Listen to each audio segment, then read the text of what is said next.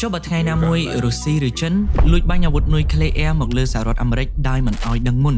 តើប្រធានាធិបតីនិងមេដឹកនាំកម្ពុជាទាំងអស់នឹងត្រូវអង្គុយរងចាំស្លាប់មែនទេក្របបែកមីស៊ីលអន្តរទ្វីបឬ ICBM ចំណាយពេលត្រឹមតែប្រហែលជា30នាទីប៉ុណ្ណោះនៅក្នុងការហោះហើរឆ្លងកាត់ពាក់កណ្ដាលភពផែនដីដើម្បីឲ្យមកដល់ទឹកដីសហរដ្ឋអាមេរិកពេលវេលានេះគឺខ្លីណាស់ហើយបើទីក្រុង Washington រួមនឹងមន្ទីរបញ្ចកោណត្រូវរៀបស្មើជាផេះទៅហើយតើនរណាគឺជាអ្នកបញ្ជាកងទ័ពអាមេរិកនៅទូទាំងពិភពលោកឲ្យវាតបវិញជាងសាងសង់ឬក៏អ្នកមើលការដ៏ឆ្លាតវៃពួកគាត់មិនចាំបាច់ត្រូវតែចេះធ្វើគ្រប់មុខតែម្នាក់ឯងនោះទេសំខាន់គឺមានដៃគូជំនាញចាំជួយគ្រប់គ្រងលើផ្នែកណាដែលស្មុគស្មាញដូចជាការបំពាក់ប្រព័ន្ធអាំងហែលទឹកនិងបន្ទប់ស្ទីមសោណាជាដើមបើបងជាជាងសាងសង់ឬក៏ជាអ្នកមើលការដែលកំពុងតែជួបបញ្ហាស្មុគស្មាញទៅលើផ្នែកបច្ចេកទេសបងអាចតាក់ទងមកកាន់ Neptune Pool and Landscape បាន Neptune មិនត្រឹមតែជាឃ្លាំងផ្គត់ផ្គង់សម្ភារៈដែលធំជាងគេតែប៉ុណ្ណោះទេក៏ប៉ុន្តែយើងមានក្រុមការងារដែលបើកចិត្តទូលាយបំផុតនៅក្នុងការប្រឹក្សាបច្ចេកទេសជូនបងផ្ទាល់តែម្ដងដើម្បីឲ្យការងារចេញមកម៉ត់ចត់ចំណេញទាំងពេលវេលានិងថវិកាចង់ប្រឹក្សាបច្ចេកទេសឬក៏ស្វែងរកសម្ភារៈអាំងទឹកនិងបន្ទប់ស្ទីមសោណា Neptune គឺជាដៃគូដ៏ល្អបំផុតសម្រាប់បងដែលជាអ្នកមើលការនិងជាងសាងសង់គ្រប់រូបចម្លើយគឺសហរដ្ឋអាមេរិកគេបានត្រៀមខ្លួនរួចជាស្រេចសម្រាប់សុបិនអាក្រក់មួយនេះនៅកន្លែងណាមួយមិនបញ្ចេញទីតាំងនៅលើទឹកដីសហរដ្ឋអាមេរិកមានយន្តហោះពណ៌ខៀវលាយនឹងសមួយគ្រឿងដែលតែងតែបញ្ឆេះម៉ាស៊ីនរងចាំ24ម៉ោងលើ24ម៉ោងនិង365ថ្ងៃនៅក្នុងមួយឆ្នាំដោយមិនមានសម្រាកឡើយវាត្រូវបានគេស្គាល់ជាទូទៅថាជាយន្តហោះនៃថ្ងៃវិនាសឬក៏ Doomsday Plan នៅពេលដែលប្រព័ន្ធរ៉ាដាចាប់សញ្ញាបានថាមានគ្រាប់មីស៊ីលនុយក្លេអ៊ែរកំពុងតែហោះសម្ដៅមកកាន់សហរដ្ឋអាមេរិកថ្នាក់ដឹកនាំកំពូលគឺមានពេលតែប៉ុន្មាននាទីប៉ុណ្ណោះនៅក្នុងការសម្រេចចិត្តនៅក្នុងសង្គ្រាមនុយក្លេអ៊ែរគោលដៅដំបូងគេបង្អស់របស់សត្រូវគឺមិនមែនជាទីក្រុងធំទេប៉ុន្តែគឺជាទីបញ្ជាការទ័ពនិងបណ្ដាញទំនាក់ទំនងដើម្បីកាត់ផ្តាច់ក្បាលម៉ាស៊ីនដឹកនាំសត្រូវដឹងយ៉ាងច្បាស់ថាបើគ្មាននរណាបញ្ជាអាមេរិកក៏មិនអាចវាយបកបានដែរហេតុនេះហើយទើបអាមេរិកត្រូវការទីបញ្ជាការមួយដែលសត្រូវមិនអាចកំណត់គោលដៅបានទីបញ្ជាការមួយដែលមិននៅស្ងៀមមួយកន្លែងហើយអាចហោះហើរពីការវាយប្រហារបានយ៉ាងរហ័សនោះហើយគឺជាបេសកកម្មចម្បងរបស់យន្តហោះ E-4B Nightwatch E-4B Nightwatch, the plane built to keep the US government alive. ក៏ប៉ុន្តែយន្តហោះមួយគ្រឿងតើអាចជួយដឹកនាំប្រទេសទាំងមូលនៅក្នុងរយៈពេលដែលសង្គ្រាមនុយក្លេអ៊ែរកំពុងតែកើតឡើងយ៉ាងដូចម្ដេចមើលពីសម្បកក្រៅ E-4B គ្រាន់តែជាយន្តហោះប្រភេទ Boeing 747 ខ្នាតធំមួយគ្រឿងតែប៉ុណ្ណោះដែលអ្នកធ្លាប់ឃើញនៅតាមបណ្ដាប្រលានយន្តហោះអន្តរជាតិប៉ុន្តែនៅខាងក្នុងវាគឺជាទីបញ្ជាការប្រតិបត្តិការជាតិលើអាកាសឬ National Airborne Operations Center ក្នុងករណីដែលមានអាសន្នធ្ងន់ធ្ងរបំផុតយន្តហោះនេះគឺជាកន្លែងធ្វើការរវាងប្រធានាធិបតីសហរដ្ឋអាមេរិករដ្ឋមន្ត្រីក្រសួងការពារជាតិនិងនាយសេនាធិការចម្រុះហើយអ្នកប្រហែលជាឆ្ងល់ទៀតថាចុះហេតុអ្វីក៏មិនលាក់ខ្លួននៅក្នុងរូងក្រោមដីដ៏ជ្រៅដូចជា Cheyenne Mountain ដែលល្បីល្បាញតែម្ដងទៅចម្លើយគឺនៅក្នុងយុគសម័យទំនើបក្របបែកទម្លុះបុកស៊ីម៉ង់ឬក៏ Bunker Buster ព្រមទាំងកម្លាំងផ្ទុះនៃអាវុធនុយក្លេអ៊ែរស៊េរីថ្មីវាអាចបំផ្លាញទីតាំងក្រោមដីបានយ៉ាងងាយស្រួលតែផ្ទុយទៅវិញទីបញ្ជាការដែលកំពុងហោះហើរនៅក្នុងល្បឿនជិត 1000 គីឡូម៉ែត្រនៅក្នុង1ម៉ោងវាមានទីតាំងផ្លាស់ប្ដូរជាប់ជានិច្ចស្ទើរតែមិនអាចឲ្យសត្រូវចាប់បានគោលដៅបានឡើយគម្រោងនេះបានចាប់កំណើតឡើងនៅកណ្ដាលសម័យសង្គ្រាមត្រជាក់ដែលជាពេលវេលាដែលពិភពលោកស្ថិតនៅក្រោមមាត់ជ្រោះនៃសង្គ្រាមលោកលើកទី3នៅពេលនោះអាមេរិកនិងសហភាពសូវៀតសុទ្ធតែមានអាវុធនុយក្លេអ៊ែររាប់ម៉ឺនគ្រាប់ដែលអាចកំទេចគ្នាទៅវិញទៅមកបានរាប់សិបដងការភ័យខ្លាចដ៏ធំបំផុតរបស់សហរដ្ឋអាមេរិកនៅពេលនោះគឺជាការវាយប្រហារបែបកាត់ក្បាលឬ decapitation strikes ពលគឺសូវៀតអាចនឹងបាញ់កំទេចរដ្ឋធានី Washington មុនគេដើម្បីឲ្យមេដឹកនាំរបស់សហរដ្ឋអាមេរិកមិនអាចតបតបានដើម្បីដោះស្រាយក្តីបារម្ភនេះយន្តហោះត្រកូល E4 ត្រូវបានដាក់ឲ្យប្រើប្រាស់ជាលើកដំបូងគេបង្អស់នៅក្នុងឆ្នាំ1974ហើយក្រោយមកវាក៏ត្រូវបានដំឡើងសមត្ថភាពជាបន្តបន្ទាប់ទៅជា E4B ដើម្បីបំពាក់បច្ចេកវិទ្យាការពារកាន់តែទំនើបហើយនៅពេលដែលអ្នកដើរចូលទៅក្នុងយន្តហោះទាំងនេះអ្នកនឹងឃើញថាវាខុសប្លែកពីយន្តហោះប្រធានាធិបតី Air Force One ដាច់ស្រឡះយកតែម្ដងវាមានទំហំធំទូលាយចែកចេញជា3ជាន់និងអាចផ្ទុកមនុស្សបានរហូតដល់112នាក់ដែលជាចំនួននាវិកដ៏ច្រើនជាងគេបំផុតនៅក្នុងប្រវត្តិសាស្ត្រយន្តហោះកងទ័ពអាកាសអាមេរិកនៅខាងក្នុងមិនមែនមានភាពស៊ីវិល័យអេក្រង់កំសាន្តឬក៏សាឡុងបែបប្រណិតដូចជាយន្តហោះ Air Force One ទេក៏ប៉ុន្តែវាគឺជាកន្លែងធ្វើការនិងរៀបចំយុទ្ធសាស្ត្រសង្គ្រាមសុទ្ធសាធនៅពេលដែលអ្នកដើរចូលទៅអ្នកនឹងឆ្លងកាត់បន្ទប់ប្រជុំដែលជាកន្លែងរបស់ថ្នាក់ដឹកនាំកំពុងតែអង្គុយបញ្ជានិងសម្រាប់ចិត្តជោគវាសនារបស់ពិភពលោកបន្ទាប់មកគឺជាតំបន់ប្រតិបត្តិការដែលអ្នកជំនាញយោធារាប់សិបនាក់អង្គុយតាមដានរ៉ាដា នឹងរៀបចំផែនការសង្គ្រាមដែលគ្មានបងអួយសម្រាប់ឲ្យមើលទៅខាងក្រៅនោះទេដើម្បីការពារភ្នែករបស់ពួកគេពីពន្លឺចាំងនៃការបន្ទោសនុយក្លេអ៊ែរបន្តទៅមុខទៀតគឺជាតំបន់ទំនាក់ទំនងដែលជាបេះដូងរបស់យន្តហោះនិងជាកន្លែងសម្រាកដែលមានគ្រែគេងតូចៗព្រោះនាវិកត្រូវការធ្វើការជាវេននៅក្នុងករណីដែលពួកគេត្រូវហោះហើរនិងរស់នៅលើអាកាសជាច្រើនថ្ងៃដោយមិនបានចុះចតបើគ្មានអ៊ីនធឺណិតបើសាតឡៃឬក៏ផ្កាយរណបខ្លះត្រូវបានគេបាញ់ទម្លាក់បើទីបញ្ជាការនៅលើគោកត្រូវបានកាត់ផ្ដាច់និងខ្ទេចខ្ទីអស់តើយន្តហោះនេះអាចតាក់ទងទៅកាន់ទ័ពដែលនៅសេសសល់នៅជុំវិញពិភពលោកដោយរបៀបណា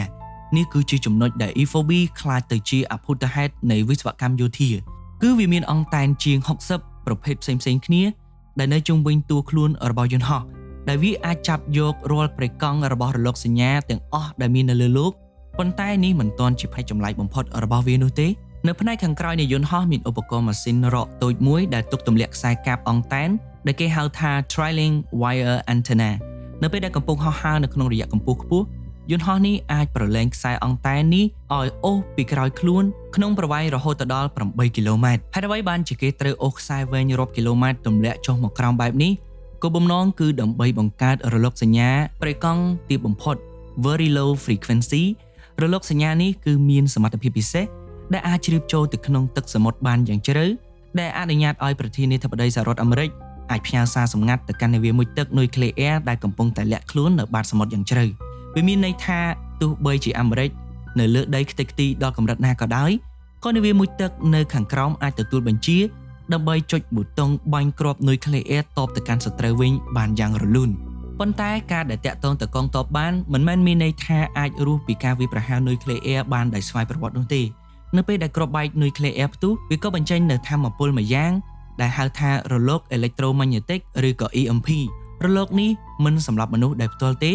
ក៏ប៉ុន្តែវានឹងឆក់កម្ទេចគ្រឿងអេឡិចត្រូនិកនិងប្រព័ន្ធកុំព្យូទ័រទំនើបទាំងអស់ឲ្យគាំងលែងដែរវាដូចជារន្ទះបាញ់ចំខួរក្បាលនៃប្រព័ន្ធកុំព្យូទ័រអញ្ចឹងដើម្បីទប់ទល់ទៅនឹងបញ្ហានេះ E4B ត្រូវបានគេរចនាឡើងយ៉ាងពិសេសដែលគេហៅថា EMP hardening ប្រសិនបើបងប្អូនមើលទៅក្នុងបន្ទប់កាប៊ីនរបស់អ្នកបើកបរយើងនឹងភ្ញាក់ផ្អើលមែនទែនពីព្រោះថាយើងនឹងឃើញថាវាប្រើប្រាស់នាឡិកាត្រូនិកនិងកុងតាក់ចាស់ៗជំនួសឲ្យអេក្រង់ touch screen ទំនើបដែលយន្តហោះទូទៅប្រើហើយហេតុផលគឺដោយសារតែបច្ចេកវិទ្យា analog បែបបុរាណគឺមិនងាយរងការខូចខាតឬក៏ឆក់គាំងពីចរន្ត EMP ឡើយបន្ថែមពីនេះបង្អួចនីមួយៗគឺសុទ្ធតែមានបណ្ដាញសំណាញ់លួសតូចៗដើម្បីទប់ស្កាត់វិទ្យុសកម្មត្រូវចាំថាយន្តហោះនេះមិនអាចហោះចូលទៅក្នុងតំបន់ដុំភ្លើងនុយក្លេអ៊ែរដោយផ្ទាល់ហើយមិនអីនោះទេប៉ុន្តែវាត្រូវបានបំពាក់ទៅដោយប្រព័ន្ធការពារកម្ដៅនិងវិទ្យុសកម្មយ៉ាងក្រាស់ដែលអាចឲ្យវាហោះគេចពីបរិវេណក្បែរតំបន់ផ្ទុះដោយសុវត្ថិភាពខណៈពេលដែលយន្តហោះផ្សេងទៀតវាអាចនឹងជ្រុះធ្លាក់ពីលើមេឃបានភ្លាមបើមានសង្គ្រាមធំកើតឡើងមែនប្រលានយន្តហោះទូទាំងប្រទេសទាំងអស់គឺច្បាស់ជាខ្លាចទៅជាគោលដៅ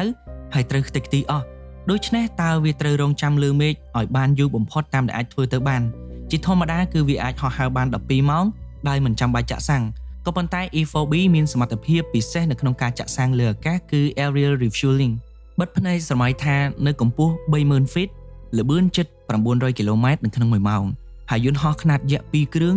ហោះគៀកគ្នាបំផុតខណៈពេលដែលបំពង់ប្រេងកំពុងតែចាក់សាំងបញ្ចូលគ្នានេះគឺជាប្រតិបត្តិការដ៏គ្រោះថ្នាក់ដែលជាកត្តាស្លាប់រស់ប្រសិនបើមានយន្តហោះដឹកប្រេងហោះមកបញ្ជូនសាំងតាមរយៈអាកាសជាប់រហូត E4B អាចហោះហើរបាននៅលើមេឃជាច្រើនថ្ងៃជាប់គ្នាដោយមិនចាំបាច់ប៉ះដីនៅក្នុងបន្ទប់ស្តុកទុកពួកគេមានអាហារក្រៀមនិងទឹកបរិបូរណ៍តែមានកត្តាមួយគត់ដែលបង្ខំឲ្យយន្តហោះនេះគឺត្រូវតែចុះចតនោះគឺជាការខ្វះប្រេងរំអិលរបស់ម៉ាស៊ីនឬក៏ហៅថា engine lubricant ព្រោះម៉ាស៊ីនហោះយូរក៏វាត្រូវការផ្លាស់ប្ដូរប្រេងឥឡូវយើងអាចគិតអញ្ចេះឧទាហរណ៍ថាម៉ោង 12:00 ស្រាប់តែប្រព័ន្ធផ្កាយរណបព្រមានពីការបាញ់បង្ហោះគ្រាប់បែកមីស៊ីលអន្តរទ្វីបចេញពីប្រទេសរបស់សត្រូវហើយស៊ីរ៉ែនប្រកាសអាសន្នក៏ចាប់ផ្ដើមមករស់ឡើងហើយប្រមាណនាទីបន្ទាប់ថ្នាក់ដឹកនាំជាតិរួមទាំងប្រធានាធិបតីក៏ត្រូវបានជំលះតាមឧទ្ធម្ភាគចក្រទៅកាន់យន្តហោះ E4B ដែលកំពុងបញ្ឆេះម៉ាស៊ីនរងចាំស្រាប់យន្តហោះហោះឡើងទៅលើមេឃយ៉ាងលឿនបំផុតនៅខាងក្រោមគឺជាភាពវឹកវររបស់ប្រជាជនស្លន់ស្លោបណ្ដាញទំនាក់ទំនងដីគោកក៏ចាប់ផ្ដើមរអាក់រអួល